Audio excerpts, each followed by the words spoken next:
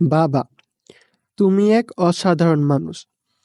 তোমার বৌদ্ধ প্রতিজ্ঞা ও অমিত সাহস আমাদের পথের আলো। তোমার হাত ধরে আমরা জীবনের প্রতিটা চ্যালেঞ্জ মোকাবেলা করতে শিখি। তোমার জীবনের গল্পে আছে অনেক কষ্ট, কিন্তু তুমি সেটা আমাদের বুঝতে দাও না। তুমি সবসময় আমাদের হাসি মুখের জন্য সংগ্রাম করে যাও। তোমার এই ত্যাগ আমার গভীরভাবে স্পর্শ করে।